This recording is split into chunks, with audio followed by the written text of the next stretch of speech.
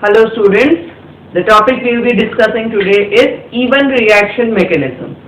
Now what is this even reaction mechanism? Here E stands for elimination and 1 likewise stands for unimolecular reaction. How the reaction occurs, let's take an example and understand the mechanism. This is a compound, substrate we have taken. It has a hydrocarbon chain with a leaving group attached to one of the carbon atoms. In the first step of the reaction, the bond between carbon and the leaving group is cleaved. The leaving group is removed as an anion. As a result, positive charge arises on this carbon and we say a carbocation reaction intermediate is formed. Once this carbocation is formed, this was the alpha carbon we can say to which the leaving group was attached, it left and a carbocation was formed. As soon as the carbocation is formed, in the next step, the beta hydrogen is abstracted by the base present in the reaction mixture as H plus and a pi bond is formed between the two carbon atoms. हो क्या रहा है, leaving group हटा तो इस carbon की एक valency free हो गई, पॉजिटिव चार्ज आ गया, कार्बोकेटायन बन गया. नेक्स्ट स्टेप में ये बीटा कार्बन हम मान लेते हैं, इससे H प्लस आयन रिमूव हो जाएगा. कैसे रिमूव होगा? Base will extracted. As a result इस कार्बन की भी एक वैलेंसी फ्री हो गई and the two form a bond with each other. As a result a pi bond is form between the two, alkene is form. ये तो हमारा हो गया बेसिक रिएक्शन मैकेनिज्म. अब इस रिएक्शन मैकेनिज्म के कुछ इंपॉर्टेंट पॉइंट्स अपन डिस्कस करते हैं. सबसे पहली चीज, रिएक्शन क्या एक ही स्टेप में हो रहा है या ज्यादा स्टेप्स में? The reaction is occurring in multiple steps.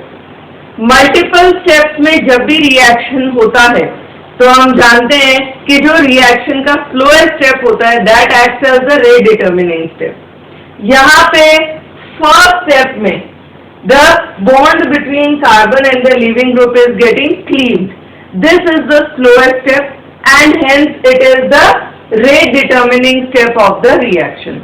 Next step में क्या हो रहा है? कार्बन से H प्लस हट रहा है, कार्बन हाइड्रोजन बॉन्ड टूट भी रहा है और दोनों कार्बन एटम्स के बीच में पाई बॉन्ड बन भी रहा है. This is the first step. So the rate determining step is the step involving the formation of the carbocation. ये हो गया हमारा रेट डिटर्मिनिंग स्टेप. अब रेट डिटर्मिनिंग स्टेप में आप देख रहे हैं कि कितने मॉलिक्यूल्स इन्वॉल्व है. In the rate determining step only this substrate is involve. केवल सबस्ट्रेट इन्वॉल्व होने की वजह से the rate of the reaction depends upon the concentration of only the substrate. Rate of the reaction, only substrate molecule is involve, so the rate of the reaction depends upon only the concentration of the substrate. तो इसलिए ये क्या हो जाएगा हमारा first order kinetics follow करने वाला reaction. और रेट डिटर्मिनिंग स्टेप में सिर्फ एक स्पीशीज इन्वॉल्व है, इसलिए ही हम इसको यूनिमोलिकुलर रिएक्शन भी कहते हैं. उसके अलावा हमने देखा कि रेट डिटर्मिनिंग स्टेप में कार्बोकेटायन रिएक्शन इंटरमीडिएट बन रहा है. जब भी कार्बोकेटायन रिएक्शन इंटरमीडिएट बनता है, if there is a possibility कि via some rearrangement a less stable carbocation converts to a more stable carbocation, तो हमेशा वो रीअरेंजमेंट होगा एंड अकॉर्डिंगली ही प्रोडक्ट बनेगा. रेट डिटर्मिनिंग स्टेप में कार्बोकेटायन बन रहा है और एनायन एलिमिनेट हो रहा है, तो ये जो रिएक्शन स्टेप है this is favoured by polar solvent. Why? Because polar solvents can very easily stabilise the ions form. Furthermore जैसे हम देख रहे हैं कि कार्बोकेटायन बन रहा है, इसलिए rate of the reaction will also be directly proportional to the stability of the carbocation form. जितना स्टेबल कार्बोकेटायन बनता है किसी रिएक्शन में, उतना वो रेडिली फॉर्म होगा, रिएक्शन रेट फास्टर रहेगी. और अगर किसी सबस्ट्रेट से बनने वाला कार्बोकेटायन लेस स्टेबल है तो वो मुश्किल से बनेगा, rate of the reaction relatively slower रहेगी. अगर एक ही सबस्ट्रेट से एक से ज्यादा डिफरेंट एल्कीन्स फॉर्मेशन की पॉसिबिलिटी होती है तो हमेशा जो ज्यादा स्टेबल एल्कीन होगी that will be formed as the major product. Generally the Saytzeff alkene will be formed as the major product. Saytzeff alkene कौन सी होती है? जो ज्यादा सब्स्टिट्यूटेड एल्कीन होती है. The more substituted alkene, the alkene with greater number of alkyl substituents will also be called as a Sedgwick alkene. and that is generally the more stable one. कुछ हम इसका एग्जाम्पल देख लेते हैं. We take this compound CH3, CH2, CH. Leaving group is attached to this carbon and it has a methyl group. Polar solvent की presence में जब आप even elimination कराते हैं, in the first step this leaving group attached to this carbon atom will be removed. ये हमारा alpha carbon है, इसके पास यहाँ भी बीटा कार्बन है, यहाँ भी beta. So the hydrogen can be extracted in the next step from either of the two carbon atoms. यदि हाइड्रोजन यहाँ से एक्सट्रैक्ट होता है तो this will be the alkene form.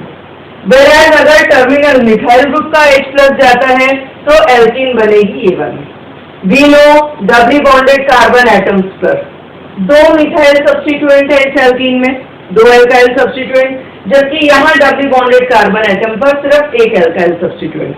तो मेजर प्रोडक्ट कौन सा रहेगा ये, and this is also the Saytzeff product. एक और पॉइंट हम यहाँ इंपॉर्टेंट बात करेंगे कि E one elimination does not show kinetic isotope effect. Kinetic isotope effect हमने पढ़ा था हमारे पिछले वीडियो E2 एलिमिनेशन में. वहां हमने कहा था कि अगर बीटा कार्बन पर जुड़े हुए हाइड्रोजन को आप ड्यूटेरियम से सब्स्टिट्यूट करते हैं तो rate of the reaction will be affected. Why? क्योंकि E2 एलिमिनेशन में जब हमने बात की थी तो बीटा CH बॉन्ड की क्लीवेज हो रही थी इन the rate determining step. Even elimination की यदि बात करें तो यहाँ बीटा कार्बन से जो हाइड्रोजन का एक्सट्रैक्शन हो रहा है it is not taking place in the rate determining step. Rate determining step में केवल और केवल कार्बन और लीविंग ग्रुप के बॉन्ड की क्लीवेज हो रही है.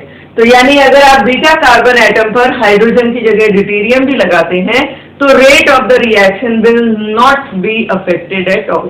तो E one elimination does not show kinetic isotopic effect. A typical example of even elimination reactions is dehydration of alcohol. बहुत ही इंपॉर्टेंट रिएक्शन है, बहुत फ्रीक्वेंटली इस पे बेस्ड क्वेश्चंस आते हैं. Let us see the reaction mechanism. Dehydration alcohols का, dehydration मतलब removal of water, proceeds via even elimination if the dehydrating agents used are concentrated H2SO4 and heat, concentrated KHSO4 and heat and concentrated H3PO4 and heat. Concentrated अपन कह सकते हैं acid और heat की presence में जब elimination जब dehydration कराते हैं अल्कोहल का तो reaction proceeds via E one elimination. अब मैकेनिज्म क्या है अपन देखते हैं. This is our alcohol, tertiary butyl alcohol. अपन ने टिपिकल एक एग्जांपल ले लिया. इसका जब हम रिएक्शन करा रहे हैं कॉन्सेंट्रेटेड H2SO4 के साथ हीट, पहले स्टेप में H+ आयंस है सोल्यूशन में because the reaction is being carried out in the presence of concentrated acid. तो यहाँ पे बहुत सारे H+ आयन है. H+ ion is readily going to protonate the alcohol. क्यों? क्योंकि अल्कोहल के OH में O के पास क्या है, दो लोन पेयर, तो H+ इसके प्रति अट्रैक्ट होगा और यहाँ बॉन्ड बनाएगा.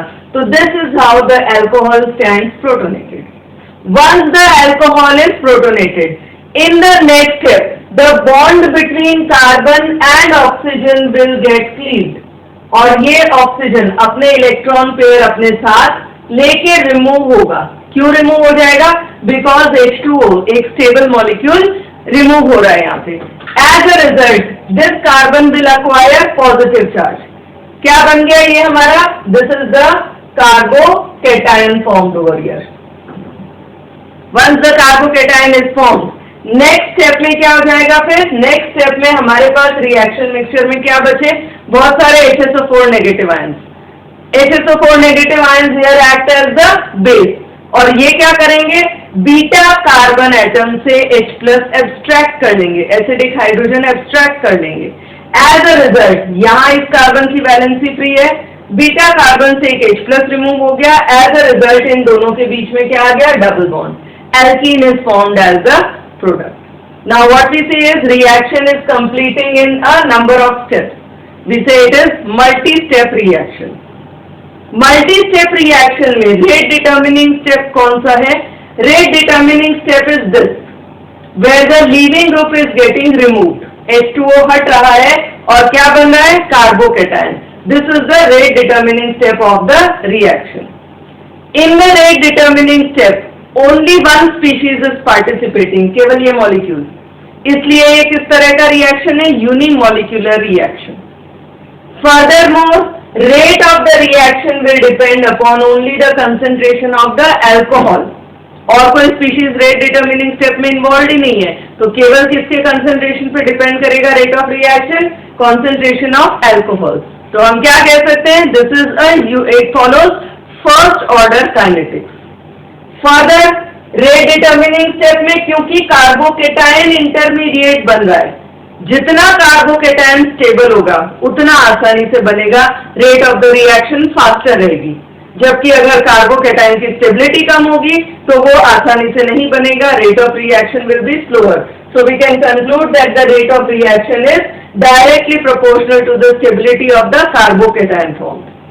कार्बोकेटायन इंटरमीडिएट जब भी बनता है, हम जानते हैं अदर इंटरनल रीअरेंजमेंट से अगर कोई less stable carbocation more stable में कन्वर्ट होने की पॉसिबिलिटी रहती है, तो वो रीअरेंजमेंट हमेशा होता है, and always the more stable carbocation is first formed and then correspondingly the product is going to be formed.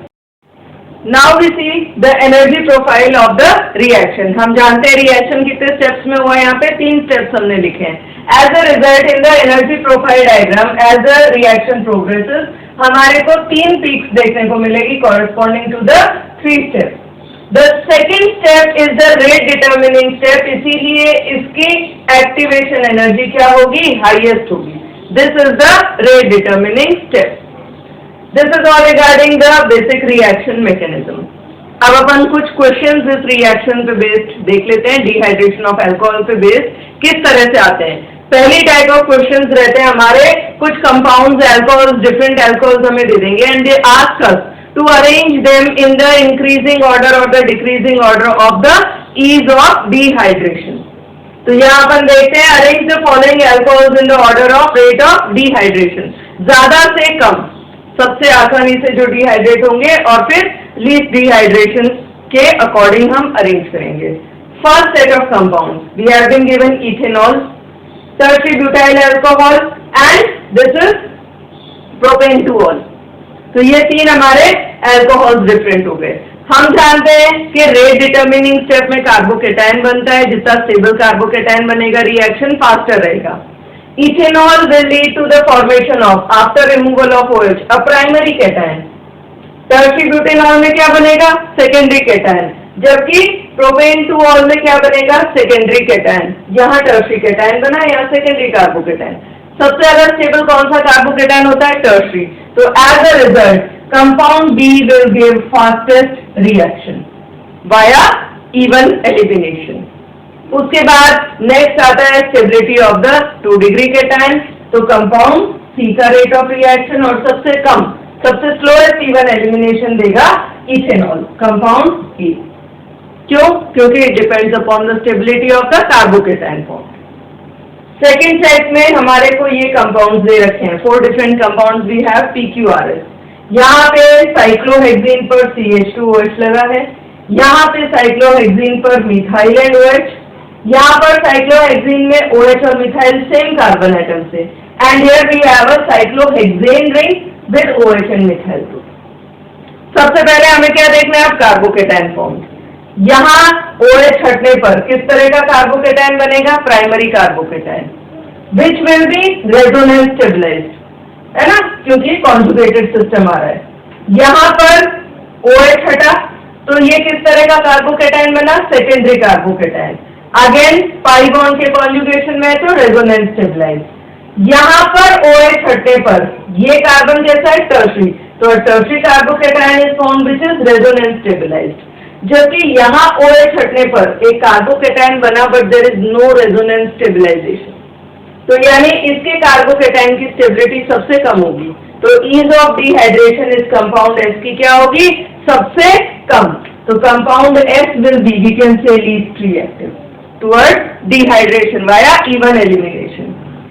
यहाँ पे primary carbocation, secondary and tertiary, all are resonance stabilised. तो सबसे ज्यादा स्टेबलाइज क्या हुआ, टर्शियरी एंड रेजोनेंस। तो इसलिए fastest reaction compound R देगा।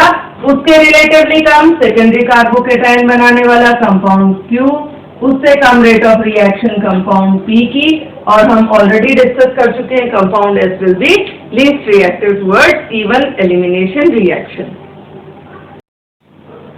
अब हम डिहाइड्रेशन ऑफ अल्कोहल के कुछ इंपॉर्टेंट एग्जांपल्स देखते हैं, so that we have a better understanding कि किस तरह से रिएक्शन एलिमिनेशन होता है, इवन मैकेनिज्म होता है, और क्या पॉसिबल प्रोडक्ट्स हो सकते हैं। तो we start off with the simplest example, ethanol. Ethanol को अगर हम कॉन्सेंट्रेटेड H2SO4 की प्रेजेंस में हीट करेंगे, इवन एलिमिनेशन टेक्स प्लेस।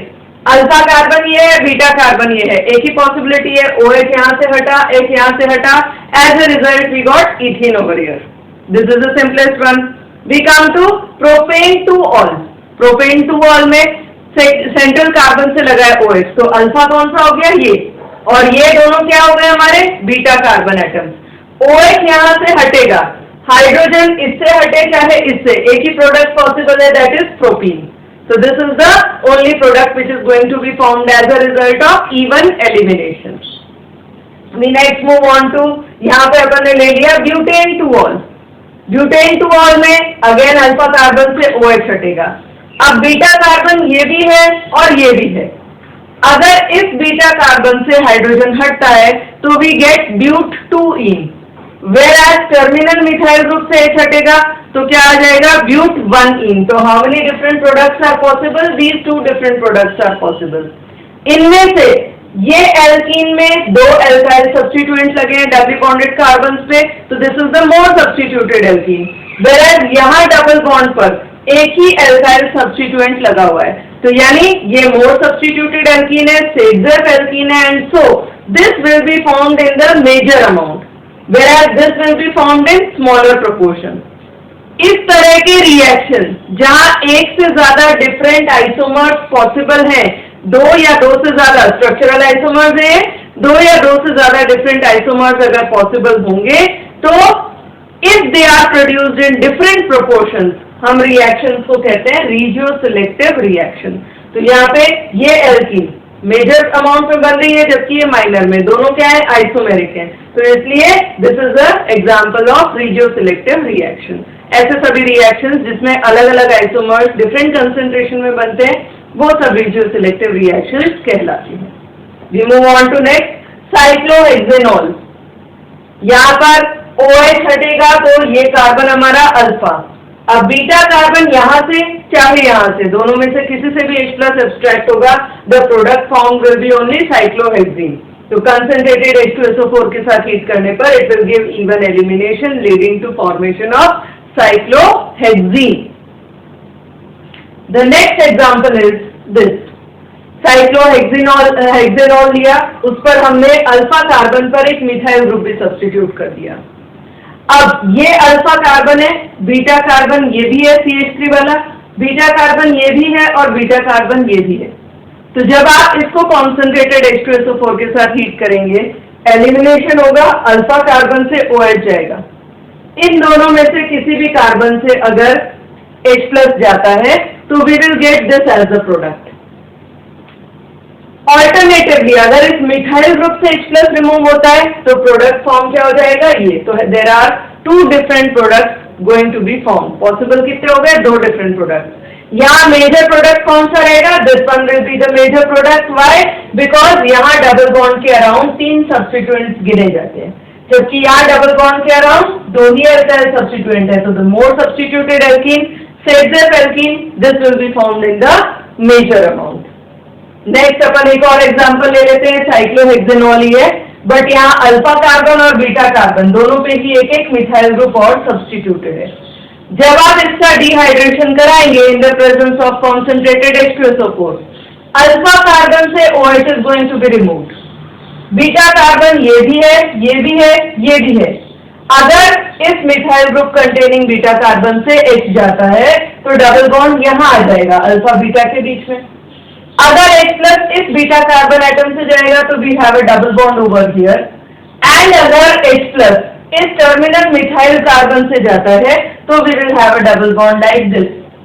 सबसे ज्यादा सब्स्टिट्यूटेड एल्कीन कौन सी है, ये वाली। डबल बॉन्ड के अराउंड चारों एल्काइल सब्स्टिट्यूएंट्स लगे हुए, तो this will be formed in maximum concentration. इसके कंपैरिजन में इस एल्कीन पर 3 एल्काइल सब्स्टिट्यूएंट्स हैं, जबकि इस एल्कीन पर 2 ही एल्काइल सब्स्टिट्यूएंट्स हैं।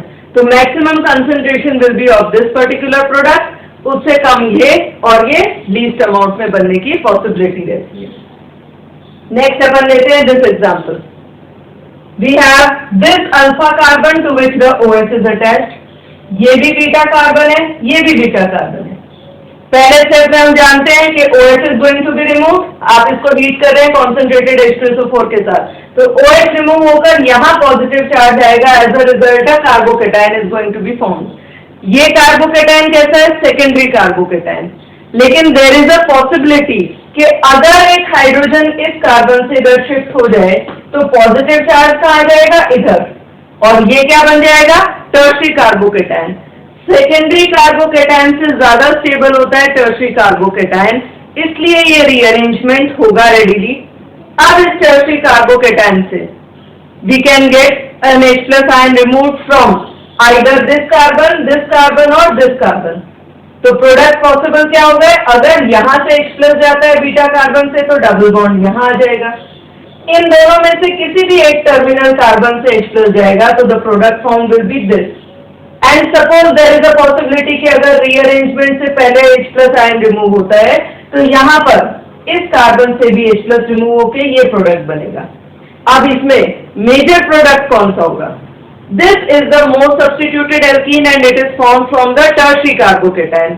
As a result, इसका concentration सबसे ज्यादा होगा. This will be the major product. This will be in relatively lesser quantity and this will be in the least probable quantity. Next we come to a very interesting example. Neopentyl alcohol. Neopentyl alcohol है, इस carbon से CH2 से OH attached है। Again we heat it in the presence of concentrated H2SO4, तो क्या होगा? Even elimination होगा। कैसे? पहले स्टेप में ये OH रिमूव होगा, एज अ रिजल्ट यहाँ CH2 पे क्या आएगा? Positive charge. ये किस तरह का कार्बोकेटायन बन गया? Primary carbocation. Primary carbocation is least stable, तो उसका बनना फेवरेबल नहीं है। बट यहाँ पर एडजेसेंट कार्बन से ये मिथाइल ग्रुप यदि यहाँ शिफ्ट होगा तो पॉजिटिव चार्ज कहाँ जाएगा? इधर। अब ये कार्बोकेटायन किस तरह का बन गया? Tertiary carbocation. तो primary carbocation readily rearranges to the tertiary carbocation and once the tertiary carbocation is formed, अब ये हमारा पॉजिटिवली चार्ज कार्बन है, इससे एडजेसेंट बीटा कार्बन यहाँ भी है, यहाँ भी है, यहाँ भी है। इन दोनों में से किसी भी टर्मिनल कार्बन से H+ एक्सट्रैक्ट होते ही this will be the product alkene, whereas इस कार्बन से बीटा कार्बन से H+ एक्सट्रैक्ट होते ही this will be the product alkene. So how many different products feasible? 2 different products. Major product कौन सा रहेगा? The more substituted alkene will be found as the major product. Next example है this particular alcohol. इसमें आप देखते हैं concentrated H2SO4 के साथ हीट कर रहे हैं, E one elimination will take place. पहले स्टेप में ये OH हटेगा, कार्बोकेटायन बनेगा। अब ये कार्बोकेटायन किस तरीके का है? एक primary carbocation. Is there a possibility of it rearranging to a more stable one? Yes. ये प्राइमरी कार्बोकेटायन यहाँ पॉजिटिव चार्ज शिफ्ट हो और यहाँ से एक हाइड्रोजन इधर, तो it changes to a secondary carbocation. Secondary carbocation में फर्दर यहाँ से ये मिथाइल ग्रुप इधर शिफ्ट होकर it can change to a tertiary carbocation which is the most stable one. तो कार्बोकेटायन जब भी बनता है रीअरेंजमेंट तब तक होता जाएगा जब तक रिलेटिवली सबसे ज्यादा स्टेबल कार्बोकेटायन नहीं बन जाता। तो यहाँ प्राइमरी कार्बोकेटायन बना, रीअरेंज हुआ to most stable secondary carbocation, और ये अब भी रीअरेंज हो सकता है to the most stable tertiary carbocation. तो टर्शियरी कार्बोकेटायन ये बनता है। इस टर्शियरी कार्बोकेटायन में पॉजिटिव चार्ज बेयरिंग कार्बन ये है अल्फा, बीटा कार्बन ये और ये 3 पॉसिबल है।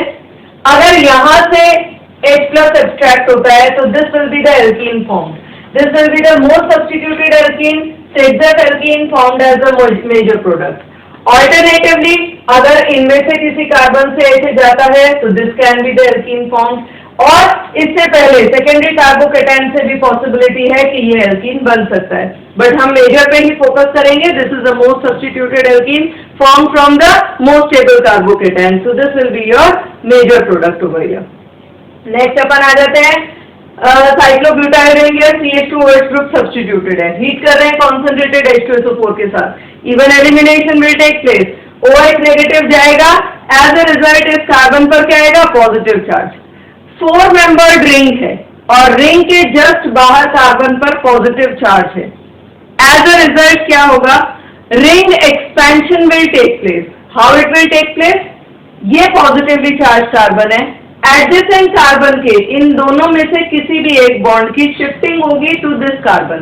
तो हम मान लेते हैं जैसे यहां से ये हमारा शिफ्ट हो गया इधर, तो this bond shift over here, as a result हमें क्या मिल गया, साइक्लोपेंटाइल carbocation.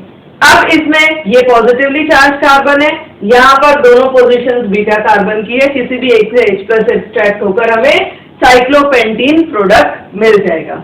We move on to the next example. Here we have this molecule. यहाँ पर ये हमारा अल्फा कार्बन है जिससे OH अटैच्ड है, H+ की प्रेजेंस में कॉन्सेंट्रेटेड H2SO4 की प्रेजेंस में हीट करेंगे, OH नेगेटिव एक्सट्रैक्ट होके कार्बोकेटाइन बना। अब यहाँ हम क्या देख रहे हैं कि 5 मेंबर्ड रिंग के जस्ट आउटर कार्बन पर क्या है, पॉजिटिव चार्ज। इसका मतलब यहाँ भी रिंग का एक्सपेंशन हो सकता है। 4 membered 5 membered ring relatively less stable होती है, 6 मेंबर्ड ज्यादा स्टेबल होती है। तो यहाँ भी इस एडजेसेंट कार्बन के इन दोनों में से किसी भी एक बॉन्ड की शिफ्टिंग होगी। हम मान लेते हैं कि हमारा ये बॉन्ड यहाँ से शिफ्ट हो रहा है, एज अ रिजल्ट क्या होगा, we'll get this positive ion carbocation. इस कार्बोकेटाइन को हम इस तरह से लिख सकते हैं प्रॉपर्ली, A6 मेंबर्ड रिंग है, इसको प्रॉपर तरीके से हमने बना दिया।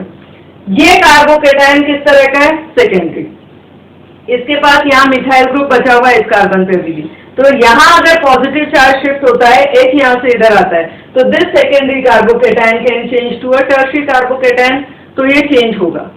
इस टर्शियरी कार्बोकेटाइन से positively charge carbocation alpha carbon ये है, बीटा कार्बन ये भी है, ये भी है, ये भी है।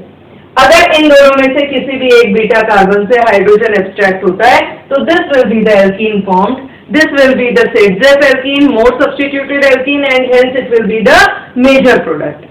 शुरू के एग्जांपल्स में हम सारे प्रोडक्ट्स बना रहे हैं, now we will focus more on the major product. Of course minor product हो सकता है, यहाँ डबल बॉन्ड आपकी पॉसिबिलिटी है, but that will be less substituted alkene, minor quantity. So this is our major product found over here.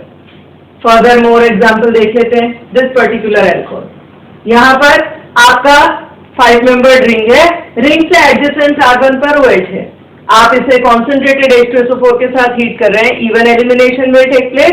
पहले step में ये OH extract होगा, as a result a carbocation is being formed. Again 5 membered ring के adjacent carbon पर positive charge है, तो as a result क्या होगा, इस कार्बन के कोई भी एक बॉन्ड की शिफ्टिंग होगी। तो हम मान लेते हैं सपोज ये बॉन्ड यहाँ शिफ्ट, एज अ रिजल्ट क्या हुआ, रिंग का एक्सपेंशन, ये कार्बोकेटाइन बन गया। इस कार्बोकेटाइन को हम प्रॉपर्ली 6 मेंबर्ड रिंग बना के इस तरह से बता सकते हैं। अब ये किस तरह का कार्बोकेटाइन है, सेकेंडरी कार्बोकेटाइन, और पॉसिबिलिटी है कि इधर से एक मिथाइल ग्रुप यहाँ आए, पॉजिटिव चार्ज यहाँ आए, तो ये क्या बन गया, टर्शियरी कार्बोकेटाइन। तो सेकेंडरी से टर्शियरी चेंज पॉसिबल है क्योंकि ये ज्यादा स्टेबल है। अब यहाँ से आपका elimination of H+ will take place now, तो ये भी बीटा कार्बन है, ये भी बीटा कार्बन है, ये भी बीटा कार्बन है। इस बीटा कार्बन से जब H एलिमिनेट होता है तो हमारी सबसे ज्यादा सब्स्टिट्यूटेड एल्कीन बनती है, which is the most stable one, and therefore this particular alkene will be the major product. Further हम देखते हैं this example. We have the OH group attached to the 6 membered ring. Heated in the presence of concentrated H2SO4. सबसे पहले OH will be removed and positively charged carbon atom will be arising over here. Carbocation बन गया। अब यहाँ ये carbocation कैसा है, secondary carbocation, secondary से टर्शियरी में चेंज नहीं हो सकता है, लेकिन अगर यहाँ से एक हाइड्रोजन इधर शिफ्ट हो, पॉजिटिव चार्ज यहाँ आए, तो ये क्या हो जाएगा, एरोमेटिक रिंग के जस्ट एडजेसेंट कार्बन पे पॉजिटिव चार्ज, तो this positive charge carbocation will be resonance stabilized, इसलिए ये शिफ्टिंग इस तरह से होगी। This carbocation is now, although it's a secondary carbocation only, but resonance stabilized, hence more stable, ये बनेगा। और इसके बाद it can eliminate hydrogen from here, leading to the formation of this alkene as the major product. Further, ये example देख लेते हैं हम. We have 5-membered ring with 2 pi bonds. CH2OH group attached है. हीट कर रहे हैं concentrated H2SO4 की प्रेजेंस में. सबसे पहले वही OH एलिमिनेट होगा. As a result, we will get CH2. 5-membered ring के एडजेसेंट कार्बन पर पॉजिटिव चार्ज है, तो रिंग एक्सपेंशन होगा. इस कार्बन से दोनों में से कोई भी एक बॉन्ड इस पर शिफ्ट होगा. As a result we get this carbocation. इसे हम फर्दर यहाँ पर पॉजिटिवली चार्ज कार्बन हो गया. फर्दर रीअरेंजमेंट कोई पॉसिबल नहीं है. इस अल्फा कार्बन और इस बीटा कार्बन के बीच में डबल बॉन्ड आते ही क्या बन जाएगा? Aromatic ring, benzene ring. So readily the elimination takes place. The next example we take is this cyclohexene with a CH2OH group. Again heating in the presence of concentrated H2SO4, OH negative will be removed. ये carbocation बना. अब इस carbocation में pi bond and we have a positive charge over here, primary carbocation. Rearrangement होगा, it changes to a secondary carbocation. Once the secondary carbocation is formed, beta carbon से H plus extract होके यहाँ pi bond arise हो जाएगा. अभी तक हमने जो भी एग्जाम्पल्स देखे, हमने देखा कि जो भी अल्कोहल है उससे पहले कार्बोकेटाइन बनता है इवन मैकेनिज्म में, और वो कार्बोकेटाइन फर्दर रीअरेंजमेंट पॉसिबल होगा तो डेफिनेटली रीअरेंज होगा एंड अकॉर्डिंगली रीअरेंज प्रोडक्ट हमें मिल जाएगा. नाउ सपोज हमारे पास अल्कोहल है, हमें उसका डिहाइड्रेशन कराना है, लेकिन हम नहीं चाहते कि रीअरेंजमेंट होके फिर हमें प्रोडक्ट मिले alkene. We want the product without any rearrangement taking place. तो क्या करना होगा? In that case, we need to carry out the dehydration in the presence of dehydrating agents P2O5 या Al2O3 या POCl3 and base. अगर हम ये dehydrating agents use करते हैं instead of concentrated acid and heating, तो reaction mechanism follow होगा E2 elimination का. E2 एलिमिनेशन में कार्बोकेटाइन नहीं बनता है, एज अ रिजल्ट रीअरेंजमेंट नहीं होता है, तो सिंपल प्रोडक्ट हमें विदाउट एनी रीअरेंजमेंट मिल जाएगा. तो हमें रिएजेंट कैसे सिलेक्ट करना है? डिपेंडिंग अपॉन किस तरह की एल्कीन एज अ प्रोडक्ट हम चाहते हैं. हम एक एग्जांपल ले लेते हैं. We take this example, we have already discuss this example. ये एक पर्टिकुलर अल्कोहल है. अगर हम इसको हीट करते हैं in the presence of concentrated H2SO4, concentrated acid की प्रेजेंस में मैकेनिज्म कौन सा फॉलो होगा? E1 mechanism. उसमें पहले OH नेगेटिव हटकर यहाँ पे कार्बोकेटाइन बनेगा. क्योंकि इस कार्बोकेटाइन का रीअरेंजमेंट पॉसिबल है तो ये रिंग एक्सपैंड होगी और ये रीअरेंज्ड एल्कीन हमें मिलेगी. Finally product will be this. But if I don't want rearrangement to take place, हम चाहते हैं कि अल्फा कार्बन से OH और बीटा कार्बन से H हट के डायरेक्ट एल्कीन मिले. इन दैट केस हम क्या करेंगे? हम इसको हीट करेंगे with Al2O3 as the dehydrating agent. अब मैकेनिज्म कौन सा फॉलो होगा? E2 elimination, single step mechanism. As a result alpha carbon से OH, बीटा कार्बन से H साइमल्टेनियसली रिमूव होकर विदाउट एनी रीअरेंजमेंट ये हमें एल्कीन मिल जाएगी. तो यानी हम कंक्लूड कर सकते हैं कि अगर हमारा अल्कोहल का डिहाइड्रेशन हम करवाते हैं in the presence of concentrated H2SO4 और कॉन्सेंट्रेटेड H3PO4 और concentrated KHSO4 and heating, concentrated acid and heat की प्रेजेंस में, तो मैकेनिज्म कौन सा फॉलो होगा? E1. हमेशा पहले कार्बोकेटाइन बन के रीअरेंजमेंट हो सकता है अगर, तो वो होगा and accordingly the alkene will be form.